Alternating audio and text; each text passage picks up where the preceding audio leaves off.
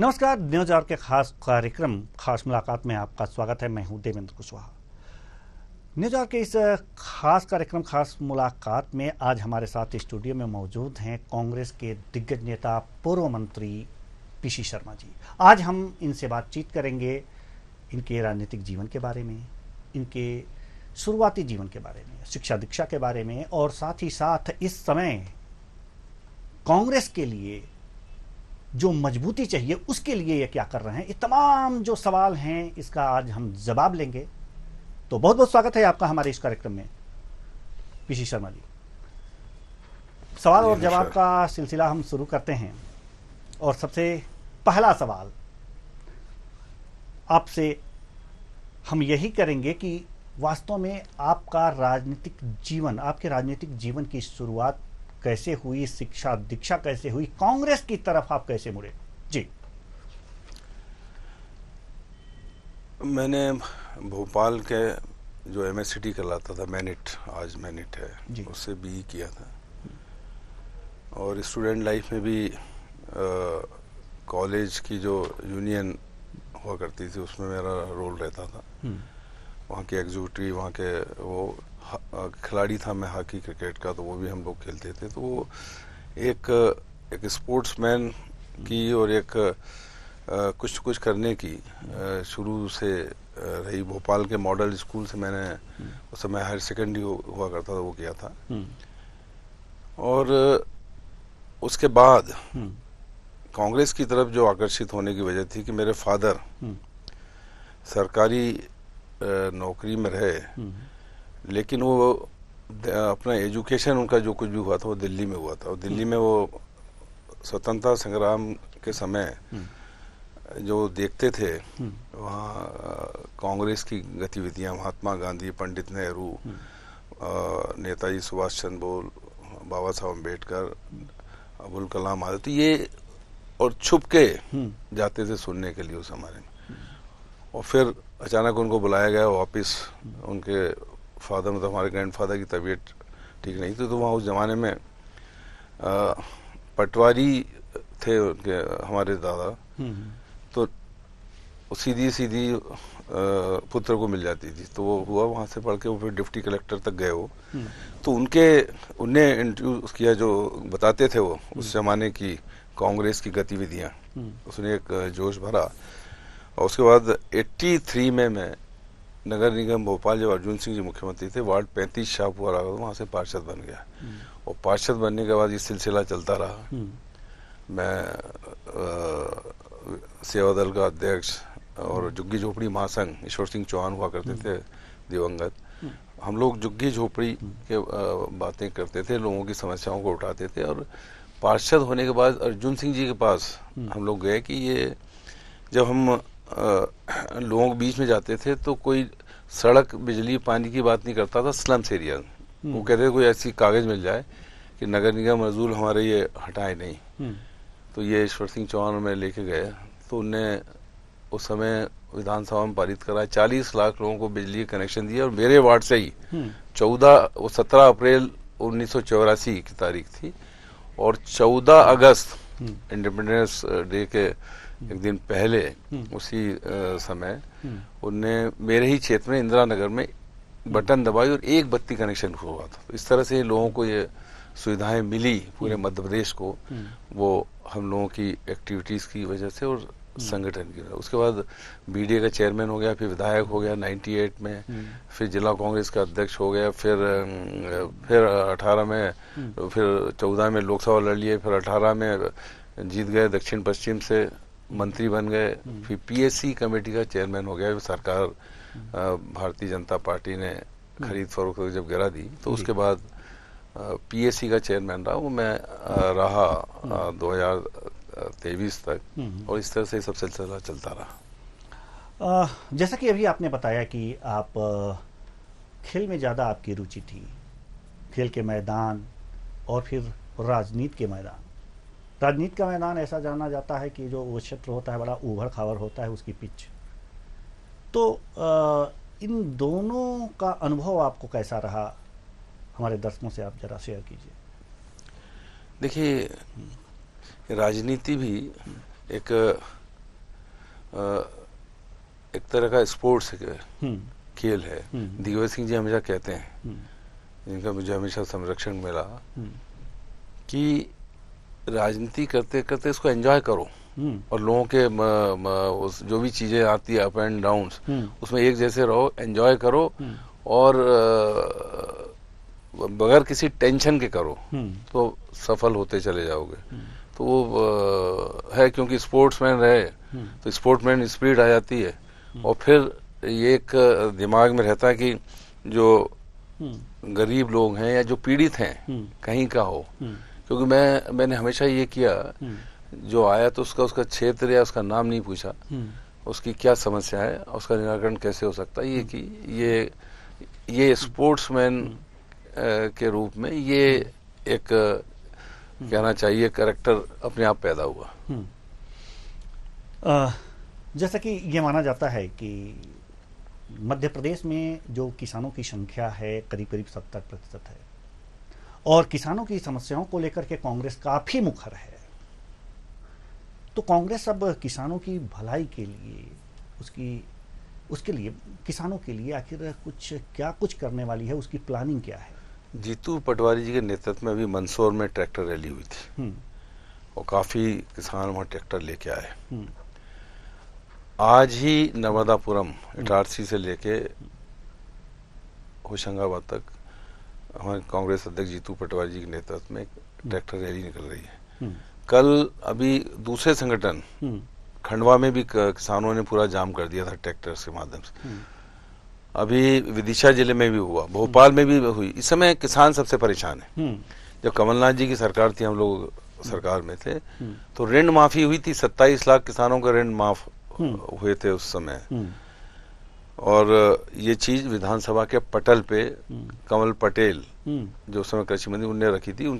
और मैं जब वहां का प्रभारी मंत्री था हरदा का, तो उनकी पत्नी का भी ऋण माफ हुआ था। और अभी जो सबसे बड़ी समस्या है किसानों की, एक तो बिजली के बड़े बड़े बिल आ रहे हैं, कोई उनका ऋण माफ किया नहीं गया। उनका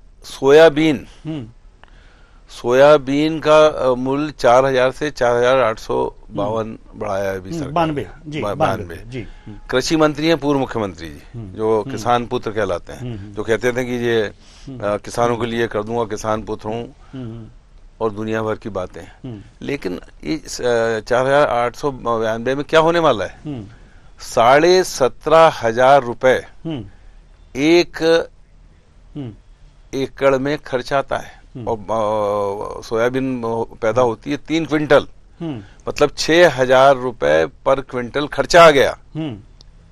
तो आप 4,892 दे रहे हैं, मतलब घाटे में किसान लगभग 1,200 के। ये गलत है।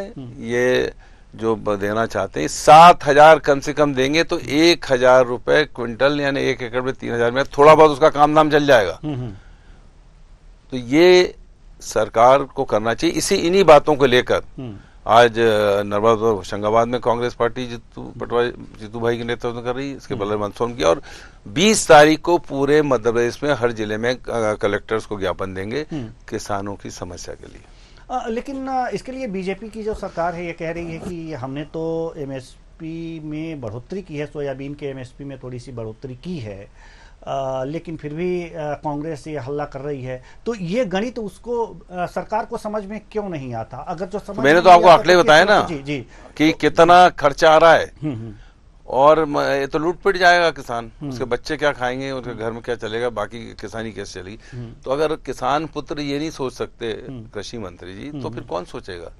कुल मिला के ये केवल इवेंट मैनेजमेंट करते हैं, थोड़ा सा बढ़ा दिया और बढ़ा के ये सोच रहे हैं कि किसान सेटिस्फाई होगा, लेकिन कुछ नहीं होगा। इसीलिए 20 तारीख को एक महा आंदोलन पूरे मध्य प्रदेश में किसानों के पक्ष में होगा।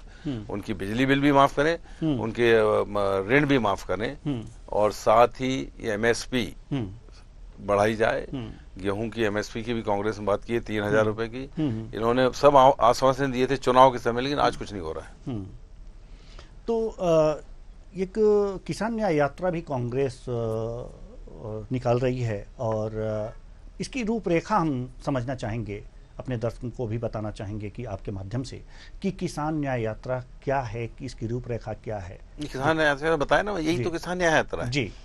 भाई। ट्रैक्टर्स रैली निकल रही है, आंदोलन हो रहे हैं, हम कलेक्टर्स को ज्ञापन दे रहे हैं, और ये चीजें पूरे मध्य प्रदेश में होगी। जब पूरे मध्य प्रदेश में होगी तो मैं समझता हूँ शायद इस सरकार की क्योंकि मध्य प्रदेश में साहब ने कहा 70% लोग किसानी करते हैं, और जब किसान के पास पैसा आता है, ये इकोनॉमी है, किसान के पास जब पैसा आता है तभी दूसरे उद्योग चलते हैं। पर उसकी जब परचेजिंग पावर आती है तब जो बाकी लोग हैं उनकी चीजें बिकती है, उनका काम चलता है। अब किसान की परचेसिंग पावर ही नहीं रहेगी तो बाकी सब चाहे उद्योग हों या छोटी छोटी दुकानें हों, इन सब का कुछ नहीं बिकेगा। इस तरह से पूरा मध्य प्रदेश का एक एक व्यक्ति परेशान रहेगा, ये इकोनॉमी कहती है। और कमलनाथ जी हमेशा कहते थे कि परचेजिंग पावर बढ़ाना है उसकी, किसान की, और परचेजिंग पावर नहीं बढ़ेगी तब तक तो परचेजिंग पावर बढ़ेगी कैसे? जैसे 6,000 आप लागत बता रहे हैं, आ रही है, 6,000 मिल नहीं रहा है। अगर 6,000 भी मिल जाए, जैसा कि मांग कांग्रेस कर रही है, फिर भी तो किसान घाटे में है। उसकी जो वर्किंग है मेरे हिसाब से तो 7,000 रुपए जी 1 क्विंटल का देना चाहिए सरकार को, तब जाके किसान अपने जीने की स्थिति में आएगा, अपने बच्चों को पढ़ने पढ़ाने और पालने की स्थिति में आएगा। जी, चूंकि आप मंत्री भी रहे हैं, लंबे समय से लंबा आपका राजनीतिक जीवन है, ऐसे में मूलभूत समस्याएं लोगों की जो हैं उसके लिए आपने बहुत से काम किए हैं, बहुत से संघर्ष भी आपने किया है विपक्ष में रहते हुए। अब क्या है उन मूलभूत सुविधाओं के लिए, अब क्या कर रहे हैं? वो लड़ाई जारी है जी।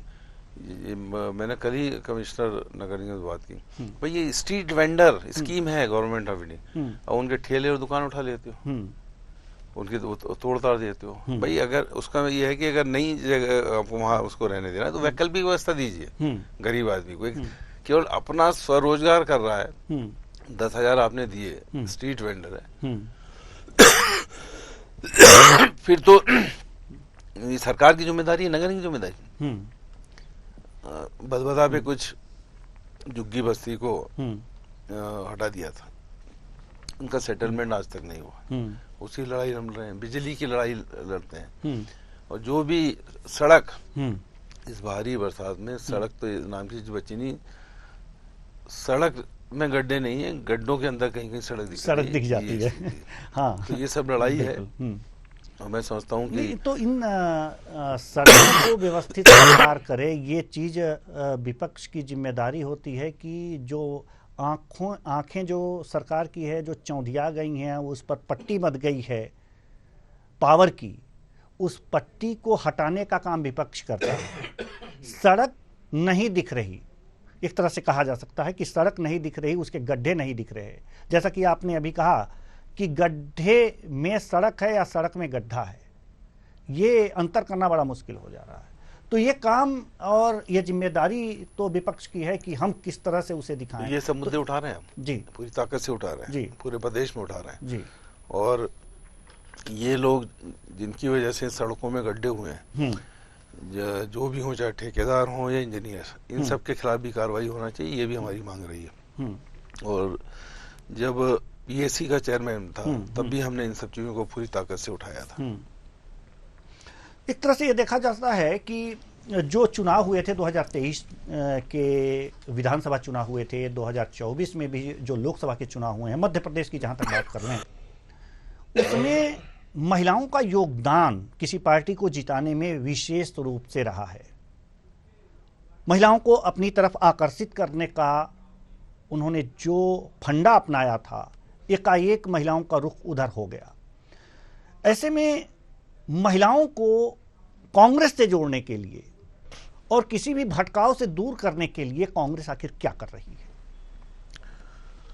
देखिए, महिलाओं को इन्होंने 1,200 रुपए दिए, अभी 1,500 दे दिए।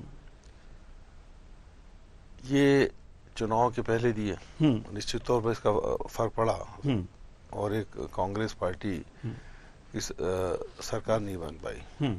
पूरी एंटी इनकम्बेंसी थी और मीडिया हो या हर एक व्यक्ति कहता था कि कांग्रेस का माहौल है। लेकिन वो 1250, लेकिन 1250 में परिवार थोड़ी चल जाएंगे। उसके बजाय अगर उस परिवार को कोई नौकरी दी जाती या कोई उसके व्यवसाय की बात होती और ज्यादा पैसे देके, तो मैं समझता हूँ कि स्थायी होता। आज बेरोजगारी की वजह से कोई सा भी मीडिया उठा लो, कोई सा भी समाचार पत्र उठा लो, युवा सुसाइड कर रहा है, आत्महत्या कर रहा है। ये सब बेरोजगारी की वजह है, ये महंगाई की वजह है। और कांग्रेस का फोकस हमेशा उस पर रहा है, बेरोजगारी पे और महंगाई पे। लेकिन ये रोजगार पैदा नहीं कर पाए। ये 1200-1500 रुपए देके और ये कह के 3000 देंगे चुनाव के बाद, जो आज तक नहीं दिए। ये इस तरह से लोगों को इन्होंने भ्रमित किया। और मैं समझता हूँ ये एक वजह, ये भी एक वजह रही कि कांग्रेस की सरकार नहीं बन पाई। जी, ये सवाल और हम करना चाहेंगे कि ये तो 1200 देने का वादा करके एक तरह से बाजी मार ले गए, लेकिन कांग्रेस ने भी एक वादा किया लोगों से, महिलाओं से खासकर, कि हम 8,500 रुपये ऐसे कुछ हर पर मंथ हम महिलाओं के खाते में देंगे उनके विकास के लिए। लेकिन वो फंडा विशेष रूप से चल नहीं पाया। हम तो यही कहेंगे, क्योंकि देखिए सरकार नहीं आ पाई, तो जी हाँ, लोकसभा की ही बात है। तो ये फंडा नहीं चल पाया, जबकि ये 1200 रुपये वाला फंडा चल गया बीजेपी का। आखिर क्यों, आखिर कारण क्या था इसका? निश्चित तौर पर लोगों को दिमाग में महिलाओं के आया होगा कि हमको अभी पैसा मिल रहा है। जी, बात कि कोई सोचता नहीं है अभी क्या हो रहा है, उसकी सोचता है। लेकिन ये सब चीजें चल नहीं पाएंगी। धीरे धीरे बेरोजगारी समझ में आएंगी, महंगाई समझ में आएगी, और ये सब चीजें जब समझ में आएंगी तो लोग कांग्रेस की तरफ मुख करेंगे। और जैसे मैंने बताया, किसान वो परेशान है, युवा परेशान है। ये सब चीजें आगे चल के, क्योंकि इन सब चीजों का कोई जवाब नहीं है सरकार के पास, और न कोई उसका हल कर पा रहे हैं। पैसा है नहीं है, 4 लाख करोड़ का कर्जा है और ब्याज भी कर्जा लेके दे रहे हैं। तो इन स्थिति, ये स्थिति सरकार बैंकक्रप्ट की स्थिति में है। जब बैंकक्रप्सी रहेगी तो ये जो स्कीमें हैं, ये सड़क, बिजली, पानी, ये सब जो है ठंडे बस्ते में चलाया जाएगा। जब सब ये स्थितियां आएंगी, लोगों को समझ में आएगी, तो उनको समझ में आएगी कांग्रेस ही ठीक थी। वो 15 महीने की, जिसमें 100 रुपए में 100 यूनिट बिजली मिलती थी, जिसमें 300 रुपए से 600 रुपए वृद्धा पेंशन बढ़ाई गई थी, जो आज लोगों को मिल नहीं रही है। कम कर दिए लाखों वृद्धा पेंशन के, और उधर का पैसा इधर बांट दिया। भाई वृद्धा पेंशन जो मिल रही थी 600, उसको रोका, और ये इधर का उधर, मतलब हाँ, फिर उनको लगा कि भाई बाद में मिल जाएगा। तो ये पैसे का ही हेर फेर हुआ, जिसमें इन्होंने सरकार बना ली। एक चीज और हमारे दिमाग में कई बार आता है, और ये जो लाभ वाली योजनाएं चलती हैं, जैसे वृद्धा पेंशन आपने कहा, और भी तमाम महिलाओं को जो 1200 रुपये दिए जा रहे हैं, लाडली बहना योजना, इस तरह की लाडली बहना की तो बात हुई ना। हाँ, वही लाडली बहना योजना के अंतर्गत जो पैसे दिए जा रहे हैं, और भी आवास के लिए जो पैसे दिए जा रहे हैं, कांग्रेस ऐसा क्यों नहीं इस तरह से बनाती है कि ठीक है, हम ये योजनाओं का पैसा नहीं देंगे, चाहे हम एक घर में एक बेरोजगार को, एक युवक को रोजगार देंगे। अगर एक व्यक्ति को रोजगार मिल जाता है तो वो व्यक्ति अपने माँ बाप की सेवा भी कर लेगा, अपना घर भी बनवा लेता है, और अपने बच्चों को अच्छे स्कूल में पढ़ा भी देता है। तो अगर इस तरफ अगर कांग्रेस का यही अभियान था जी, हमने कहा था ओल्ड पेंशन शुरू करो जी।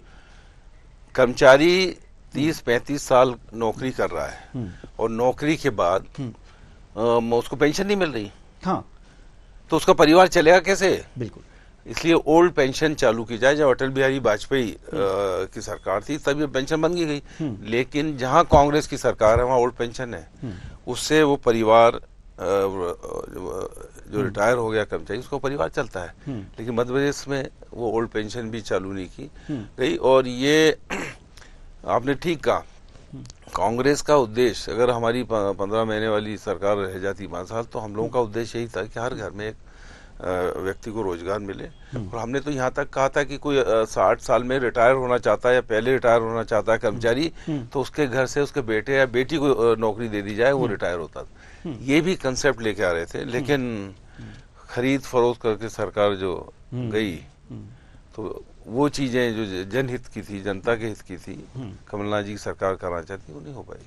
अब चूंकि एक अंतिम सवाल और हम आपसे करना चाहेंगे। अंतिम सवाल ये है कि आप लोगों से क्या कहना चाहेंगे, मध्य प्रदेश की जनता से, भारत की जनता से आप क्या कहना चाहेंगे?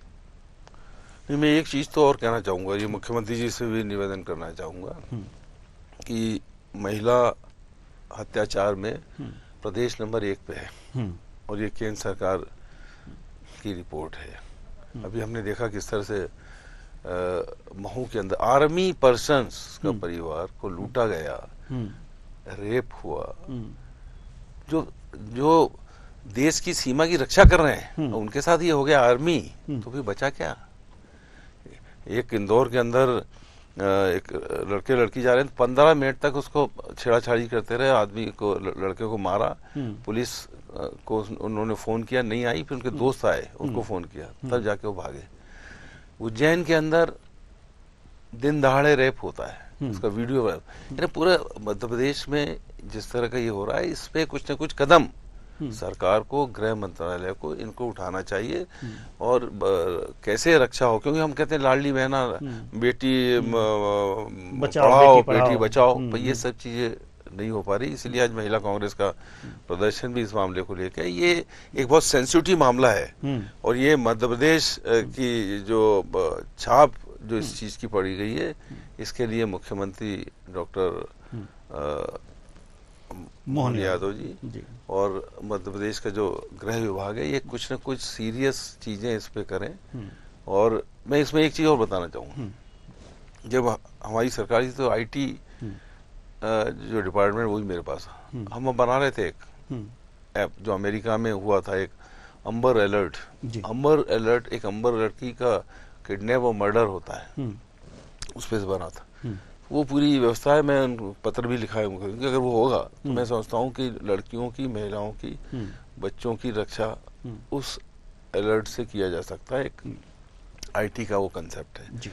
तो मैं उनको चिट्ठी लिखी और मैं पूरी जो क्या है उसमें वो भी उनको बताना चाहूँगा जब भी वो समय देंगे। जी, तो बहुत बहुत धन्यवाद आपका हमसे बातचीत करने का, और इतनी सारी जानकारियाँ हमारे दर्शकों को देने के लिए।